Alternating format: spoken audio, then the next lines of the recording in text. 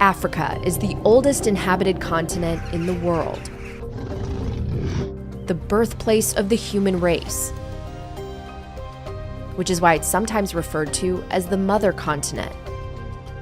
Africa is also unmatched as far as mineral resources, home to the world's largest reserves of cobalt, diamonds, platinum, and uranium. It's also abundant in gold, renewable fresh water sources, and petroleum. So it should come as a surprise that a land so rich in natural capital, home to nearly 20% of the global population, is also home to some of the poorest and most indebted countries in the world. More than a quarter of the world's hungry live in Africa, and dozens of its nations still don't have monetary independence from Western central banks. 80% of inter-African financial payments are processed by an American or European company, which is insane. I mean, that's just like, colonialism, basically. Which is why Africa is now fertile ground for a unifying, revolutionary monetary technology taking root and growing at lightning speed. Bitcoin and Lightning adoption is happening here faster than anywhere in the world, and it's currently trading at a massive premium in places like Nigeria when compared with the official exchange rate of the local currency, the Nigerian naira to the US dollar. What Nigeria wants is freedom. They want money they can be in control of as an individual. From Nigeria to the Congo to the Central African Republic, which became the second nation in the world to adopt Bitcoin as legal tender, to Togo, African Bitcoiners have been fighting for freedom money as a way to drive away corruption and dictatorship from their countries. Among the most well-known of those activists is Farida Naburema, who lives in exile from Togo due to her political activism for a more democratic form of money. Initially, for me, it was just a tool. Then eventually down the line, I started reading more about it, trying to understand the whole philosophy of Bitcoin. And then when I understood the philosophy of Bitcoin, something clicked in my mind. The struggle we have been fighting for in Togo for freedom is completely tied to our decision to have an independent currency. Farida grew up watching her father and grandfather fight for economic independence, and her family has even faced imprisonment for speaking out against the regime. The currency in Togo, the CFA franc, is controlled and printed by the French treasury, and her family has seen their life savings devalued time and time again. Farida questions why France keeps Togo's reserves in its banks, money that's earned by the Togolese people, and then is used to buy French debt to finance the living standards of French people. Why can't we just use Bitcoin, which is more like a nation-less currency, a currency that is not tied to a country, a race, an identity, the currency that belongs to everyone. And the most powerful part about it is the fact that it's immutable. The rules cannot be changed. Someone cannot wake up every day and announce that they are slashing its value by 50% and get us all poorer. In West Africa right now, we have about 15 countries for whom basically France controls the currency itself. The CFA got devaluated by 50%. So what it means is that overnight, the money that my dad saved for me to go to college was divided by half. The Senegalese people didn't have nothing to say about it. They couldn't vote.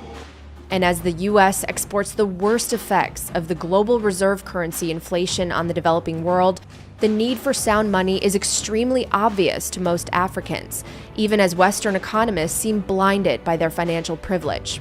The Bitcoiners in a place like the United States are overwhelmingly out of desire, whereas a lot of the people adopting Bitcoin in a place like Nigeria or Ghana aren't doing it out of comfort and hope.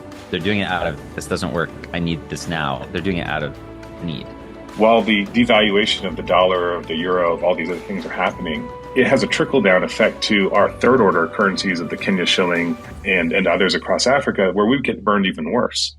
Eric Hersman, who was raised in Sudan and Kenya, is the co-founder and CEO of Gridless, a startup that works with energy producers to promote growth and sustainability through Bitcoin mining.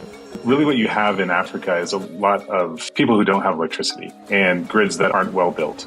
And so what they need is somebody who can come in and use that energy and help provide some sustainability to their own economic model. And then what we do at the same time is we provide some confidence that they can push out further to other locations and that they'll have a buyer of last resort. Unlike the US, for example, where there are just a few interconnected and robust power grids, Africa is covered by small, local mini-grids, often running on hydro, solar, or geothermal sources of energy. But the problem with renewables is what to do with the excess power that's produced during periods of off-peak demand. The use during the daytime is very low in these communities, and the use in the mornings and the evenings is higher. That meant they have a ton of stranded energy. Like the energy is sitting there and is literally being wasted, and it's being turned into heat and dissipated. And so we said, we have a better way of turning into heat and dissipating it. Let's put a Bitcoin miner on it. Then we can pay you for it. Gridless and others are able to use Bitcoin mining as a profitable way to incentivize growth of local grids, providing a buyer of last resort for previously stranded energy, and thereby de-risking the development of many projects that can now serve more and more rural communities for the first time ever. You're making the grid more efficient, but you're also providing sustainability. I call it a win-win-win situation. So you have a win for us, we're mining Bitcoin. You have a win for the energy generation, the mini grid, because they're able to sell all their power now. And you have a win for the community because they have a more power, more efficient power, and cheaper power. And then you have jobs that are created in that sector alone, but new business opportunities and economic growth that are coming out of this because now people have access to energy and electricity, and they can use it for many other things, such as farming, such as producing goods and providing services. But there are still many obstacles to Bitcoin adoption in Africa. Most people have mobile phones, but many have no internet access.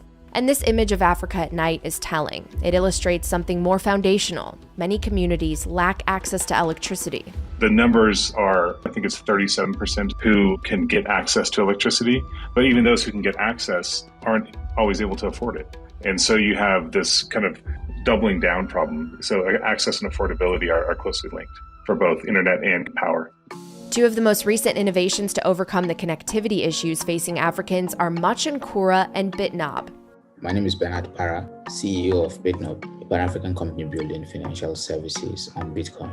What if we approached financial inclusion from a human rights perspective? What if we put the privacy, autonomy, and dignity of the individual at the center of how we tackle financial inclusion? Bitnob is using the Lightning Network to enable super fast and cheap remittances from outside Africa directly to users on the ground. This is me doing good things with Bitcoin, right? So I decided to say Bitcoin, it's noble, right? So it's a combination of Bitcoin and noble, right? So that's what we call people who use Bitnob nobles, right? Wow, that's very, very, very smart and cool.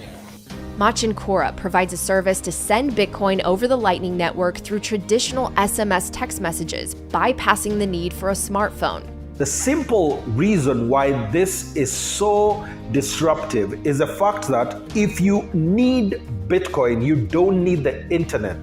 Bitcoin and the internet have been so interlinked that now what Machankura is doing is removing the two and bringing in accessibility. Solutions are being developed every day. And what I tell young entrepreneurs, specifically the tech developers in Africa, is that there's so many barriers to adopting Bitcoin in our countries. But despite those barriers, you still have the fastest adoption rate in the world, which means people are finding ways to counter those barriers. As Farida points out, these new business and growth opportunities have potentially transformational effects on quality of life and economic development in a part of the world that has historically been subjected to centuries of corruption and exploitation. What I find beautiful about Bitcoin is that it's technology that is extremely limitless. It's just like electricity. When electricity was invented, nobody would think that it would power computers today, and when I will be speaking thousands of miles away. Right. And same with the internet. Yes. So same with Bitcoin, it's a technology, and we don't know what it can achieve for us in 20 or 30 years down the line. It's still a very huge terrain. If you're going to spend your life doing something, build something that makes the world a better place, makes it more meaningful. I think that's where I sit. Help proliferate a better human condition. I grew up here and I've seen the damage that NGOs and government can do. And I think if you actually want to make change happen in Africa, then you build businesses, you grow wealth. Africans want to build businesses. They want to be in charge of their own economic destiny. They want freedom, and Bitcoin is helping them to achieve this. But what does the world look like when everybody's using Bitcoin, when there are billions of people using Bitcoin?